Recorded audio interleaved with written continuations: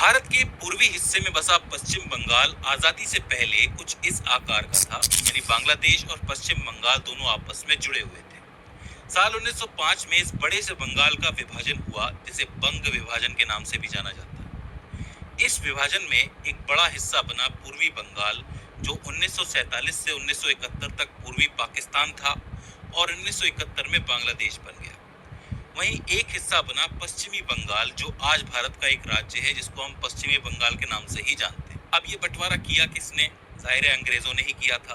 किस आधार पे किया? जाहिर है डिवाइड एंड रूल यानी कि धर्म के आधार पे ही किया था। जो पूर्वी हिस्सा आपको नजर आ रहा है, वहां पे पहले भी जो मुस्लिम आबादी थी वो ज्यादा थी, और जो पश्चिमी हिस्सा पश्चिम बंगाल आपको नजर आ रहा है, वहाँ पे हिंदू आबादी ज्यादा थी। लेकिन फिर भी यहाँ पे लोग साथ में मिलके रहते थे और धर्म को लेके इतनी टेंशन नहीं थी इनके बीच में। लेकिन अंग्रेजों को तो आप जानते ही है, डिवाइड एंड रूल का फॉर्मूला है इनका कि फूट करो और राज करो। तो इसलिए इन्होंने हिंदू आबादी को अलग कर दिया और मुस्लिम आबादी को अलग कर दिया। अब जाहिर सी बात है कि यहाँ पे शिक्षा बहुत ज्यादा थी। रविंद्रनाथ टैगोर यहाँ थे, सत्येंद्रनाथ बोस जिन्होंने अल्बर्ट आइंस्टाइन के साथ अपनी थ्योरम बनाई थी। इसके अलावा जगदीश चंद्र बोस का जन्म बंगाल में हुआ था, जिन्हें फादर ऑफ रेडियो के नाम से भी जाना जाता है। और हमारे अपने सुभाष चंद्र बोस नेताजी भी यहीं के थे। तो यहाँ पे पढ़ाई लिखाई का जो स्तर था वो काफी ज्यादा रहा है, शिक्षा ज्यादा रही है। तो इस वजह से यहाँ पे ये जो टेंशन है, रिलीजन टेंशन, ये थोड़ी सी कम रही थी। लेकिन फिर भी इसका विभाजन किया गया। यहाँ एक नोट करने वाली बात है कि इस बंगाल विभाजन के शोक में और विरोध में रविंद्रनाथ टैगोर ने एक गाना लिखा था, जिसको अमार सोनार बांग्ला गीत कहा गया। जी हाँ, रविंद्रनाथ टैगोर बहुत इंपॉर्टेंट इंसान है। उन्होंने भारत का राष्ट्रीय गान भी लिखा है और साथ ही बांग्लादेश का भी लिखा है। तो काफी इंपॉर्टेंट है, इसको याद रख लेना। बात करें पश्चिम बंगाल की सीमाओं की, तो देखो सीमाएं जो भारत में लगती हैं पश्चिम बंगाल की, वो बिहार से लगती है, उस सीमा है, झारखंड से लगती है, उड़ीसा से लगती है, सिक्किम और असम से भी लगती है। अंतर्राष्ट्रीय सीमा की बात करें तो बांग्लादेश, भूटान और नेपाल तीन ऐसे देश हैं जो पश्चिम बंगाल से सीमा साझा करते हैं। और समुद्री सीमा की बात करें तो बंगाल की खाड़ी की सीमा जो है वो बंगाल से लगती है। ये जो ऊपर का हिस्सा आपको नजर आ रहा है, भूटान, नेपाल और सिक्किम वाला, ये हिमालय का क्षेत्र है, हिमानी क्षेत्र है। यहाँ पे बड़े बड़े पहाड़ पाए जाते हैं। आपको पता है ये पूर्वी हिमालय का हिस्सा आ जाता है। तो इस वजह से यहाँ पे एक नदी निकलती है, तीस्ता नदी, जो कि सिक्किम की गंगा भी कहलाती है। ये नदी बंगाल के ऊपरी जिलों से होके गुजरती है और वहां से गुजरने के बाद ये बांग्लादेश जाती है, जहाँ पे ब्रह्मपुत्र से मिल जाती है। अब यहाँ पे ध्यान देने वाली बात यह है कि इसकी वजह से बाढ़ आ जाती है। बंगाल में भी बाढ़ आती है और खासकर बांग्लादेश के अंदर भी बाढ़ आती है। अब हम जानते हैं जिलों के बारे में। अब जिलों को जानना इसलिए जरूरी है कि कुछ एक इम्पोर्टेंट चीजें हैं, उनको याद रखने के लिए जिलों को जानना जरूरी हो जाता है। देखिए, वर्तमान की बात करें तो पश्चिम बंगाल में तकरीबन 23 जिले हैं और 23 जिले में से 2 से 3 जिले ऐसे हैं जो बहुत ही नए हैं। जैसे कुछ 2014 में भी एक बना है, 2017 में भी बना है, तो उनके बारे में मैं आपको बताऊंगा।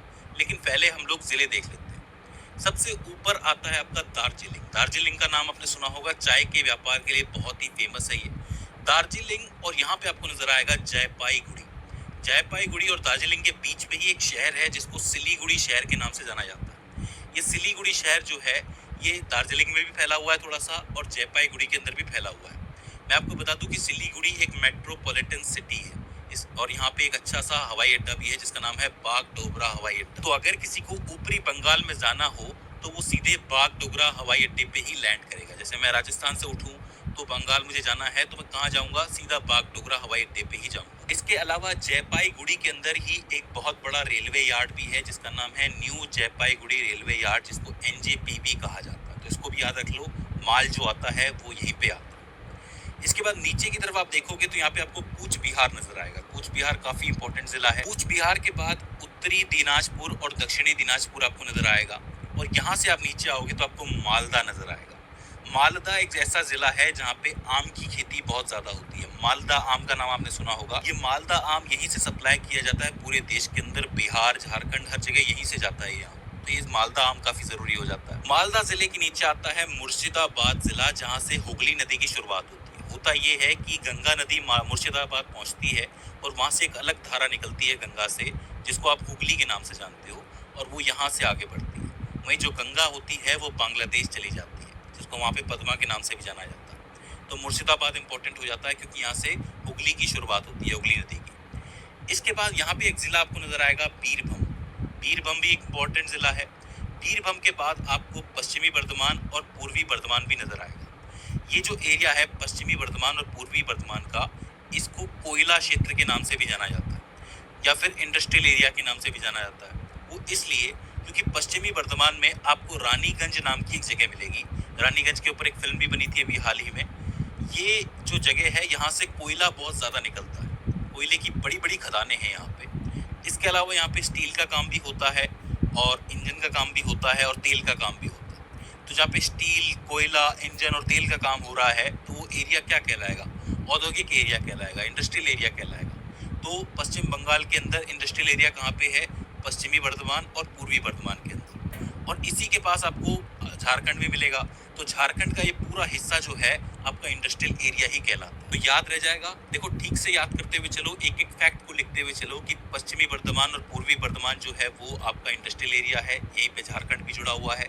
मुर्शिदाबाद के अंदर आपकी हुगली नदी निकलती है। मालदा जिले में मालदा आम का उत्पादन होता है। और जो दार्जिलिंग और जलपाईगुड़ी जिला है वहाँ पे आपकी सिलीगुड़ी शहर पाया जाता है। सिलीगुड़ी शहर मेट्रोपॉलिटन सिटी है। इसके बाद आगे बढ़ते हैं तो आपको यहाँ पे नादिया जिला नजर आएगा। नादिया जिला, और यहाँ पे सबसे कोने में आपको पुरुलिया जिला नजर आएगा। नादिया और पुरुलिया, इन दोनों को आप एक साथ याद रख सकते हो। एक तरफ नादिया है, एक तरफ पुरुलिया है। आगे चलोगे तो आपको बंकुरा मिलेगा, हुगली, झारग्राम, पश्चिमी मिदानपुर, पूर्वी मिदानपुर। ये हिस्सा भी इंपॉर्टेंट है, पश्चिमी मिदानपुर का और पूर्वी मिदानपुर का। कुछ लोग जो है वो इसे मदीनीपुर भी कहते हैं, पश्चिमी मदीनीपुर और पूर्वी मदीनीपुर, लेकिन इसका वैसे नाम तो मिदानपुर ही होना चाहिए। इसके बाद आपको हावड़ा मिलेगा, कोलकाता मिलेगा, उत्तर 24 परगना और दक्षिण 24 परगना भी मिलेगा। और आखिर में ऊपर दो जिले और होते हैं, एक है आपका कलिम्पोंग और एक है अलीपुर द्वार। अब आप कहोगे कि मैंने ऊपर ही क्यों नहीं बताया इनको, क्योंकि देखो ये जो अलीपुर द्वार है, ये जो जिला है ये 2014 के अंदर बना है। ये जो आपका कलिम्पोंग जिला है ये 2017 के अंदर बना है। और ये जो आपका झारग्राम जिला है ये भी 2017 के अंदर बना है। तो अलीपुर द्वार, कलिम्पोंग और झारग्राम तीनों ही नए जिले हो जाते हैं, बिल्कुल नए जिले हो जाते हैं। तो इनको आप स्पेशली तीनों को याद रखना। तो यहाँ पे आपके 23 जिले हो जाते हैं। ऊपर दार्जिलिंग और जलपाईगुड़ी हो जाते हैं, वो एक जैसे हैं। उनके बीच में सिलीगुड़ी शहर बसा हुआ है, वो ऊपरी बंगाल का हिस्सा हो जाता है। यहाँ पे अगर आप आते हो तो बीच में आपको मालदा मिलता है, जो कि आपका मध्य बंगाल आप कह सकते हो एक तरीके से। वहाँ पे आम उत्पादन होता है। वही जो मुर्शिदाबाद है वहाँ पे हुगली नदी निकलती है। यहाँ पे थोड़ा सा आप नीचे की तरफ आते हो तो आपको वर्धमान मिलता है। ये वर्धमान जो है वो आपका औद्योगिक एरिया हो जाता है। थोड़ा नीचे की तरफ चलते हो तो आपको हावड़ा और कोलकाता मिलते हैं, जो कि बहुत करीब है बंगाल की खाड़ी के। और कोलकाता के अंदर ही बना हुआ है कोलकाता का हवाई अड्डा। यानी कि अगर किसी को नीचे वाले हिस्से में जाना है बंगाल के, तो वो कोलकाता हवाई अड्डे के अंदर जाएगा। ऊपरी हिस्से में जाना है तो वो कहाँ जाएगा? बागडोगरा हवाई अड्डे के ऊपर जाएगा। अब यहाँ से मैं आपको एक इम्पोर्टेंट चीज बताना चाहता हूँ गंगा नदी के बारे में, जो आपको जानना जरूरी है पश्चिम बंगाल के विषय में। देखो, गंगा नदी जो है वो बंगाल में आती है मुर्शिदाबाद के अंदर। यहाँ पे आने के बाद इसकी एक शाखा अलग होती है, हुगली, जो कि कुछ इस तरीके से आगे बढ़ती है। और जो बाकी गंगा का पानी है वो कहाँ जाता है? वो जाता है आपका बांग्लादेश के अंदर। अब ये जो हुगली नदी है, इसकी चौड़ाई कोलकाता के अंदर बहुत अच्छी हो जाती है, बहुत ज्यादा हो जाती है। और इसी वजह से इसके पूर्वी किनारे पर कोलकाता का एक बहुत बड़ा कोलकाता बंदरगाह भी बना हुआ है। मैं आपको बता दूं कि कोलकाता बंदरगाह को 2020 में श्यामा प्रसाद मुखर्जी बंदरगाह का नाम दिया गया था, इसका नाम बदला गया था। तो इसको भी आप याद रख लो, श्यामा प्रसाद मुखर्जी बंदरगाह। ये कहाँ बना हुआ है? हुगली नदी के पूर्वी किनारे पे बना हुआ है। यानी कि ये समुद्र के पास नहीं बना हुआ है, नदी के पास बना हुआ है। अब इस बंदरगाह के साथ दिक्कत ये थी कि यहाँ बहुत सा कचरा, बहुत सी मिट्टी, बहुत सा गाद जमा हो जाता था इस नदी की वजह से। क्या होता है ना कि जब भी कोई नदी आती है तो वो अपने साथ बहुत सारी मिट्टी, बहुत सारा कचरा लेके आती है। अब वो कचरा जो है वो नदी के अंदर आके जमा हो जाता था, और इस वजह से जो जल का परिवहन है वो मुश्किल हो जाता था। बड़े बड़े जहाज जो है वो यहाँ आ नहीं सकते थे। और इसी में सुधार के लिए साल 1961 में सरकार ने एक फैसला लिया कि उन्होंने एक बांध बनाने की शुरुआत की, जिस बांध का नाम था फरक्का बैराज, जो कि साल 1972 से शुरू हुआ था। मतलब 1961 में बनना शुरू हुआ और 1972 में इसका काम पूरा हो गया और ये काम पे लग गया, मतलब इसका काम चालू हो गया। इसका उद्देश्य ये था कि हुगली नदी में ज्यादा पानी छोड़ा जाए। भाई करना क्या है कि जैसे यहाँ पे बांध बना हुआ है तो यहाँ पे पानी इकट्ठा कर लो, फिर उस पानी को फ्लो के साथ छोड़ो, जिससे होगा क्या कि हुगली नदी की सारी मिट्टी, सारा गाद, सारा कचरा जो है वो कहाँ जाएगा? सीधा बंगाल की खाड़ी में, यानी कि समुद्र के अंदर चला जाएगा। और इससे जो बंदरगाह पे व्यापार होगा वो सुगम हो जाएगा। भाई प्लान तो बहुत अच्छा था और काम भी किया इसने कि फरक्का बैराज की मदद से हुगली नदी के अंदर पानी छोड़ा जाने लगा।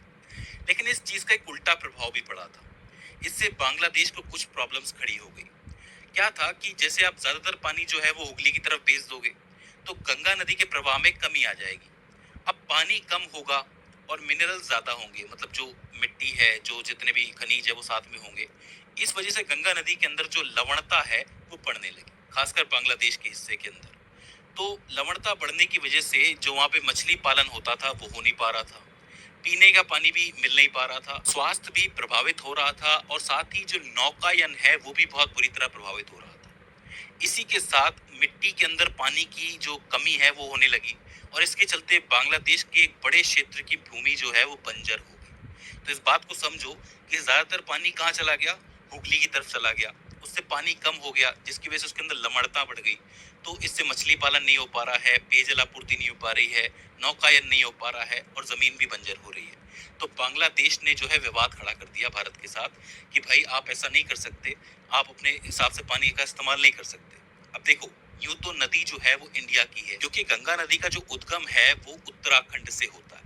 लेकिन इसका मतलब ये नहीं है कि हम अपने पड़ोसियों को परेशान करें, क्योंकि हमें रिलेशन तो बना के ही चलना होता है, खासकर विदेश नीति तो बना के ही चलनी होती है। तो इसी वजह से इसके ऊपर भारत और बांग्लादेश ने एक संधि की थी, जिसको हम लोग फरक्का जल संधि या फिर गंगा जल समझौते के नाम से भी जानते हैं। ये जो समझौता है ये साल 1996 में हुआ था, 12 दिसंबर 1996 को हुआ था भारत और बांग्लादेश के बीच में नई दिल्ली के अंदर। इसमें तय ये हुआ था कि अगर मान लो कि ये जो फरक्का बैराज है यहाँ पे 70,000 क्यूसेक पानी जमा हो जाता है या फिर उससे कम जमा होता है, ध्यान से सुनना, 70,000 क्यूसेक पानी या फिर उससे कम पानी जमा होता है, तो जितना भी पानी है उसका आधा हिस्सा भारत को मिलेगा, आधा बांग्लादेश को मिलेगा। यानी कि अगर 70,000 क्यूसेक पानी है तो 35,000 क्यूसेक भारत को मिलेगा और 35,000 क्यूसेक बांग्लादेश को मिलेगा। वहीं अगर पानी 70,000 से 75,000 क्यूसेक के बीच में है तो जो 35,000 क्यूसेक पानी है वो बांग्लादेश को मिलेगा और जो शेष पानी है, बचा हुआ पानी है, वो भारत को मिलेगा, यानी कि 35 से 40,000 क्यूसेक पानी। वहीं अगर पानी 75,000 क्यूसेक या उससे ज्यादा है तो 40,000 क्यूसेक पानी भारत रख लेगा और बाकी पानी बांग्लादेश को दे देगा। देखो, इसका कहने का मतलब ये है कि भारत को हुगली नदी को प्रवाहित करने के लिए 35 से 40,000 क्यूसेक पानी तो चाहिए ही चाहिए। तो इतना पानी तो भारत रखता है और कोशिश करता है कि बांग्लादेश को भी कोई कमी ना हो। अगर मान लो कम आता है तो आधा आधा बांट लेते हैं ये लोग, ज्यादा आता है तो भारत कहता है कि भाई मुझे 35 से 40,000 क्यूसेक पानी जो है दे दे, बाकी तू रख ले। तो इस तरीके से पानी का समझौता हुआ जिससे कि बाढ़ भी नहीं आई और साथ ही दोनों देशों को फायदा भी हुआ। मैं आपको बता दूं कि एच.डी. देवेगौड़ा ने भारत की तरफ से इस पे साइन किया था और शेख हसीना ने बांग्लादेश की तरफ से इस पे साइन किया। तो इस तरीके से आप देख सकते हो कि सिर्फ एक बांध की मदद से पूरी विदेश नीति चेंज हो गई। सिर्फ फरक्का बैराज बांध बना, उसकी मदद से पूरी विदेश नीति ही चेंज हो गई, टेंशन पैदा हो गई। तो ऐसा ही होता है, भूगोल से काफी कुछ प्रभावित होता है, तो आपको आपके आसपास का भूगोल जानना बहुत जरूरी है। अब आखिर में हम लोग बात कर लेते हैं उन नदियों की जो कि वेस्ट बंगाल से होके गुजरती है। तो सबसे पहले ऊपरी हिस्से से गुजरती है तीस्ता नदी। जैसा कि मैंने आपको बताया, तीस्ता नदी सिक्किम से चली आती है और वेस्ट बंगाल के कलिम्पोंग, दार्जिलिंग, जलपाईगुड़ी और कूच बिहार जिले के अंदर बहती है।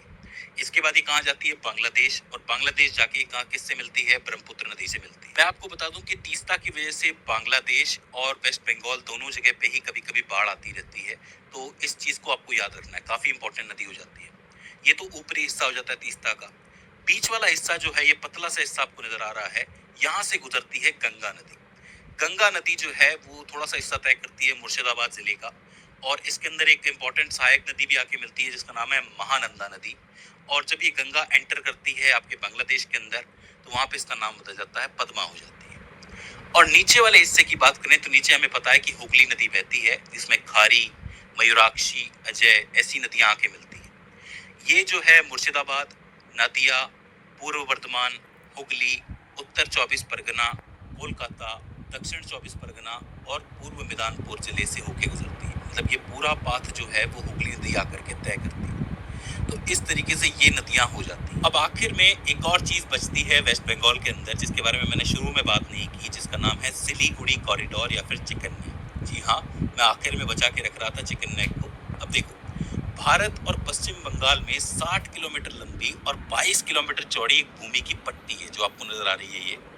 इसको कहते हैं भारत का चिकन नेक या फिर सिलीगुड़ी कॉरिडोर। अब चिकन नेक इसको इसीलिए कहा जाता है क्योंकि अगर आप इस तस्वीर में देखोगे तो आपको पता चलेगा कि ये जो 20 किलोमीटर का हिस्सा है, इस 20 किलोमीटर के हिस्से में इसकी चौड़ाई सिर्फ 22 किलोमीटर रह जाती है और ये बहुत ही कम है। और ये एकमात्र ऐसी सड़क है जिससे कि नॉर्थ ईस्ट के 7 राज्य जुड़े हुए हैं। और अगर ये सड़क बंद हो जाती है, ये हिस्सा बंद हो जाता है, तो नॉर्थ ईस्ट का पूरा हिस्सा ही बंद हो जाएगा। तो एक तरीके से ये गर्दन है, इसलिए इसको चिकन नेक कहा जाता है। तो नॉर्थ ईस्ट के जो सारे राज्य हैं, जैसे कि 8 राज्य हैं, 7 यहाँ पे हैं, एक सिक्किम यहाँ पे है, तो इनका पूरा कनेक्शन, इनका पूरा विकास जो है वो इसी सड़क से जुड़ा हुआ है, जिसको आप सिलीगुड़ी कॉरिडोर कहते हो। तो चिकन नेक जो है वो काफी इंपॉर्टेंट और काफी नाजुक हिस्सा हो जाता है भारत का। तो दोस्तों ये हो जाता है आपका पश्चिम बंगाल। आई होप आपको समझ में आया।